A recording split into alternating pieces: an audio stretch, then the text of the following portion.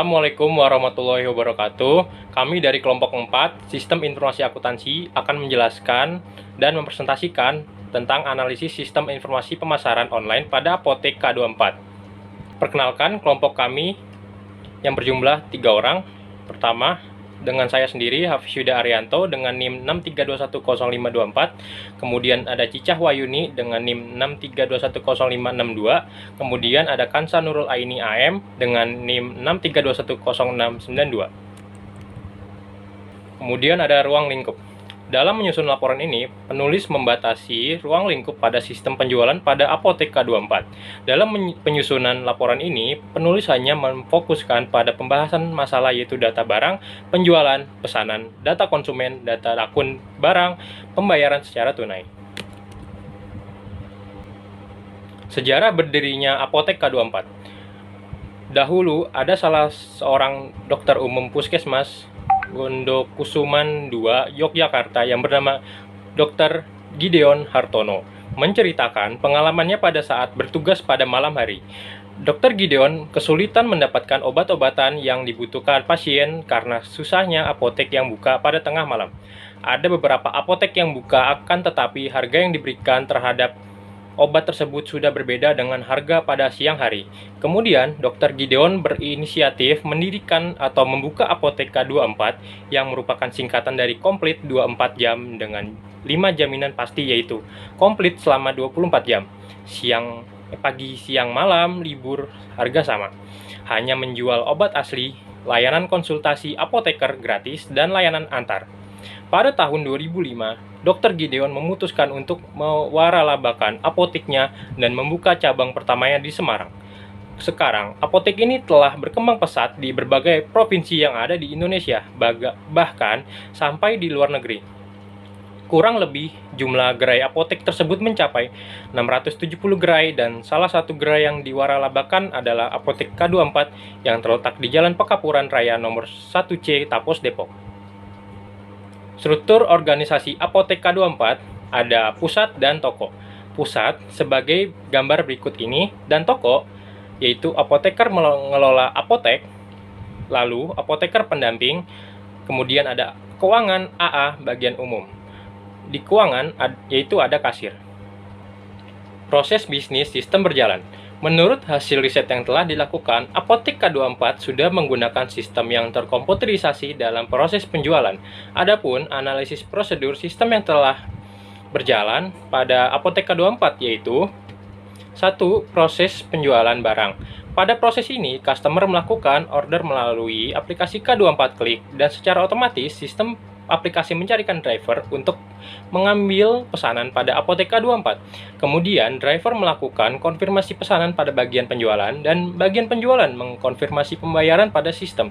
Kemudian, bagian penjualan mengeluarkan struk rangkap 2, yaitu struk ke-1 diberikan kepada customer dan struk kedua disimpan oleh kasir. Kemudian, yang kedua yaitu proses pendapatan hasil penjualan. Pada proses ini, bagian penjualan mencatat berapa banyak hasil barang yang sudah terjual pada Apotek K24. Kemudian dibuat laporan penjualan per minggu dan nantinya akan diberikan pada General Manager. Laporan tersebut direkap oleh General Manager untuk mengetahui hasil penjualan telah sesuai. Selanjutnya, data hasil penjualan diarsipkan dan laporan diserahkan kepada Kepala Pusat. Selanjutnya, saya akan menjelaskan tentang diagram yang telah dibuat oleh kelompok saya. Yang pertama, ada activity diagram yang diawali oleh customer memilih barang yang dibeli, setelah itu menentukan metode pembayaran, kemudian memesan dan mencari driver. Kemudian, driver menerima orderan, lalu mengkonfirmasi pesanan, kemudian menuju Apotek K24. Selanjutnya, kasir menerima pesanan, lalu mengkonfirmasi pesanan, dan menyiapkan pesanan. Setelah itu, kasir menyiapkan pembayaran. Untuk pembayaran non tunai, kasir akan mengkonfirmasi barang telah dibayar. Lalu untuk pembayaran secara tunai, kasir akan mengkonfirmasi total pesanan kepada driver dan driver melakukan pembayaran.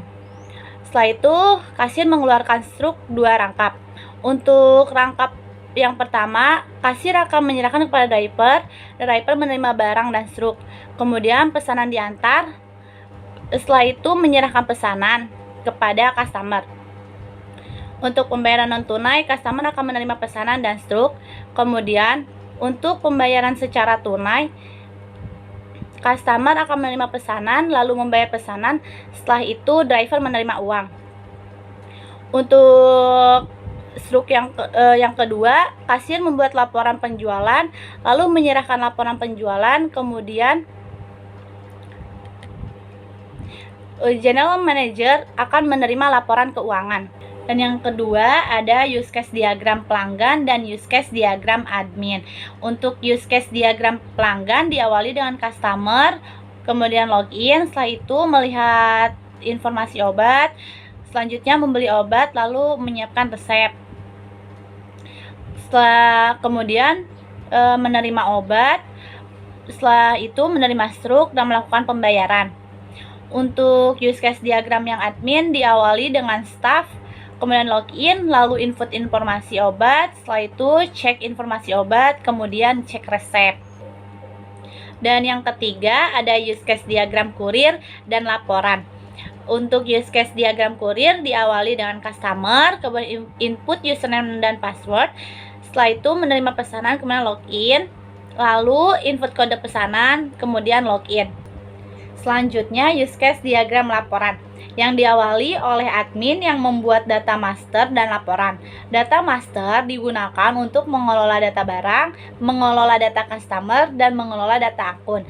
Sedangkan laporan digunakan untuk mengelola laporan transaksi, mengelola laporan penjualan, dan mengelola laporan pesanan, kemudian mengelola laporan barang. Selanjutnya, untuk mengakses data master laporan tersebut diperlukan input dan password, kemudian login. Setelah itu, laporan diserahkan kepada general manager, lalu kepala pusat akan menerima laporan tersebut dari general manager.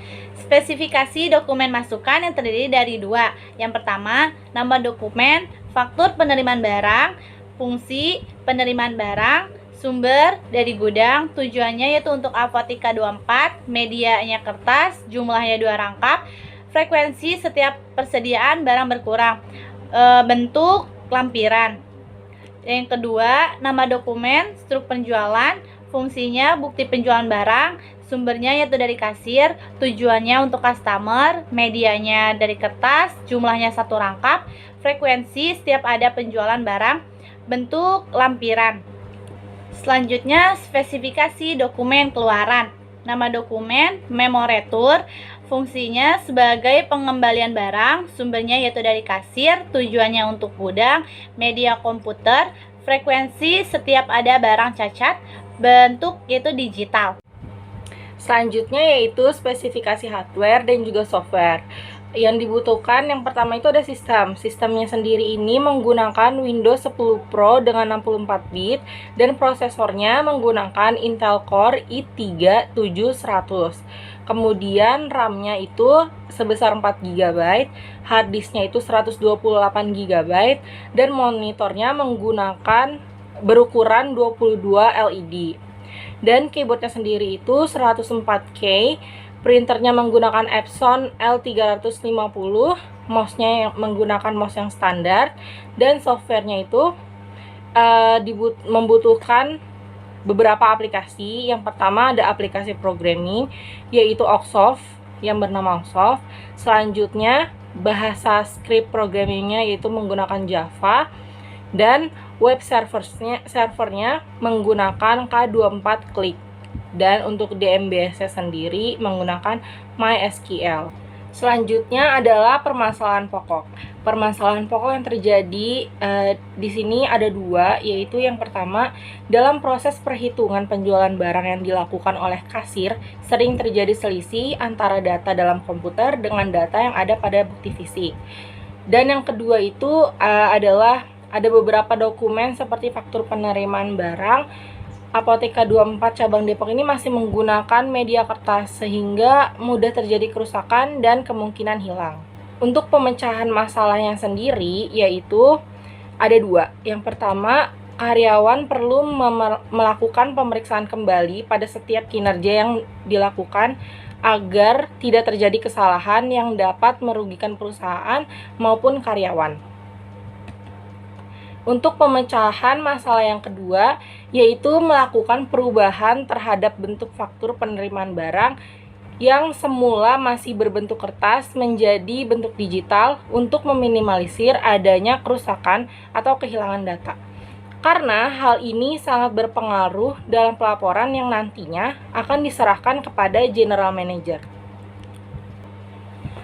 Selanjutnya adalah kesimpulan dan juga saran. Untuk kesimpulannya sendiri, sistem informasi penjualan yang terdapat pada Apotek K24 cabang Depok ini hampir sama seperti proses penjualan di apotek pada umumnya. Namun, yang membedakannya itu adalah Apotek K24 memiliki dua metode penjualan, yaitu secara offline dan juga online. Sedangkan kalau apotek lain itu masih banyak yang menggunakan satu metode, yaitu metode offline. Selanjutnya, metode yang digunakan Apotek K24 dapat memudahkan para customer untuk membeli produk dan sangat efektif untuk digunakan dari jarak jauh. Yang ketiga, dengan adanya sistem penjualan secara online yang digunakan oleh Apotek K24 ini dapat memudahkan kasir dalam menginput data-data dan membuat laporan agar lebih fleksibel serta akurat. Selanjutnya adalah saran. Saran dari kami, sistem penjualan secara online pada Apotek K24 sudah cukup baik dan sesuai dengan tujuan yang diinginkan oleh perusahaan. Akan tetapi, lebih baik dilakukan peningkatan dan penanganan dari segi kinerja setiap karyawan agar tidak terjadi selisih antara data komputer dan bukti fisik. Hal ini perlu dilakukan agar tidak terjadi penyalahgunaan wewenang dalam sistem akuntansi penjualan pada Apotek K24. Untuk daftar pustakanya, kami mengambil referensi dari beberapa buku dan juga dari beberapa web yang tertera pada berikut ini. Sekian presentasi dari kelompok kami menyadari bahwa tanpa bimbingan dan juga dorongan dari beberapa pihak, maka penulisan presentasi ini tidak akan berjalan dengan lancar.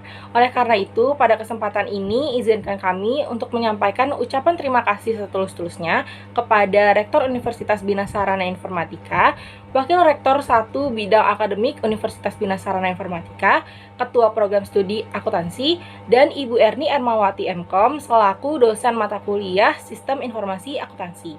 Akhir kata, kami berharap semoga penulisan ini bermanfaat bagi semua pihak yang membacanya. Meskipun dalam penulisan ini masih terdapat banyak sekali kekurangan, oleh karena itu, kami terbuka untuk diberikan kritik dan juga saran yang membangun agar kedepannya kami bisa menjadi lebih baik lagi. Wassalamualaikum warahmatullahi wabarakatuh.